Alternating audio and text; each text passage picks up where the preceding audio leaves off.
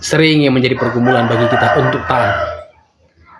Kalau yang memimpin itu baik, kalau yang memimpin itu seperti yang kita mau, kalau yang memimpin itu bisa mensejahterakan. Tapi kalau pemimpinnya itu tidak seperti yang kita harapkan, tidak seide, tidak sepemikiran dengan kita, sering kita memberontak. Jiwa pemberontakan ini sering muncul, meledak-ledak. Dalam struktur keluarga, otoritas ilahi yang percayakan dalam 1 Korintus pasal 11 ayat 3. Kepala daripada wanita, perempuan itu adalah pria. Kepala pria adalah Kristus, kepala Kristus adalah Allah. Otoritas ilahi ini tidak bisa diganti. Tidak bisa diganti. Nah, untuk mendengar apa yang dari Kristus, untuk menerima apa yang dari Kristus, itu pria yang lebih dekat. Pria di atasnya adalah Kristus. Maka wanita itu harus tunduk kepada pria, kepada suami, supaya otoritas ilahi apa yang dari Kristus itu yang diberikan kepada suami sampai kepada istri, sampai kepada perempuan itu. Tidak bisa dibalik. Banyak wanita berkata, suamiku tidak tahu mimpin, maka aku sekarang mimpin. Dengar baik, kita sedang merusak daripada tatanan struktur ilahi ini kalau kita memberontak. Tapi suami tidak taat, suami itu malas, suami itu jauh, suami itu jahat. Dengar baik, Petrus berkata dalam 1 Petrus pasal 3 ayat pertama, istri, tunduklah kepada suamimu. Nah, masalah tunduk ini yang sering galau. Tidak mau tunduk karena suami itu jahat. Nah, suami juga begitu. Suami kalau istrinya tidak mau tunduk, dia makin marah, makin ganas, makin jahat. Nah, Petrus bilang, istri, kalau engkau tunduk kepada suamimu, jika ada di antara suami itu, suami-suami jemaat yang tidak taat kepada firman, maka istri bisa memenangkannya. Ya, pria itu bisa dimenangkan oleh kelakuan istrinya. Yang diutamakan itu adalah perbuatan. Mungkin capek kita berharap supaya suami itu berubah, capek dinasihatin, capek diomongin, memang tidak bakal berubah. Tapi dengan kelakuannya laki-laki itu akan berubah. Kalau laki-laki akan berubah, pria dalam bahasa Ibrani, bahasa Yunani adalah kepala. Kepala itu adalah kepala.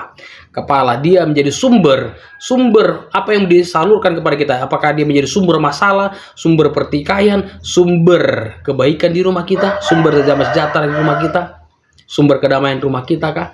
Kita penentunya. Kita mau jadikan seperti apa pria itu. Maka bantu pria itu untuk terlepas. Bantu pria itu untuk keluar daripada keadaan yang membuat dia terpuruk.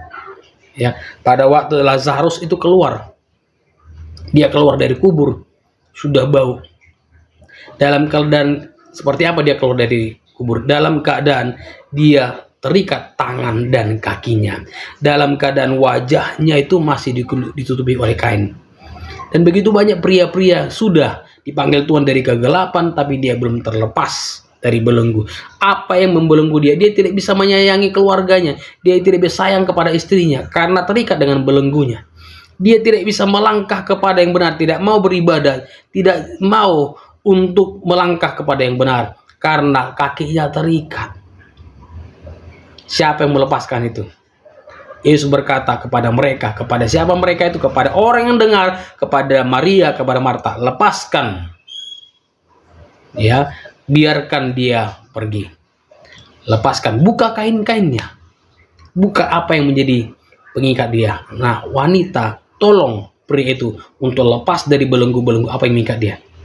Biarkan dia pergi, bukan maksudnya pergi ke tempat yang lain, pergi dari rumah. Karena dalam Yohanes pasal 12 itu, Yesus buat perjamuan makan di Betania, ikut Lazarus di situ. Berarti dia pergi bukan kemana-mana, pergi kepada Tuhan, mendekat kepada Tuhan. Dalam Keluaran pasal 19 ayat 4, orang Israel dibawa keluar dari Mesir, itu tujuannya bukan sampai kepada Kanaan, itu tujuan bukan finalnya. Kalau mereka tujuan finalnya sampai ke tanah Kanaan, maka begitu sampai Kanaan mereka berkata, selamat tinggal Tuhan, sudah sampai sini hubungan kita, sudah selesai kerjamu Tuhan. Tapi tidak seperti itu. Tujuan utama mereka adalah dibawa kepadaku. Dalam Keluaran 19 ayat 4 itu. Untuk membawa kamu kepadaku.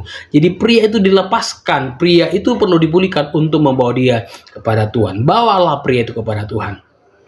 Bawalah keluargamu kepada Tuhan, bawa istri kepada Tuhan. Itu tujuan Allah menyatukan keluarga-keluarga. Itu tujuan Allah menjawab doa kita supaya kita semua dipulihkan. Percaya, pemulihan terjadi buat keluarga kita. Tolong pria itu untuk terbebas di rumah kita. Selamat menjalani hari. Bless you all.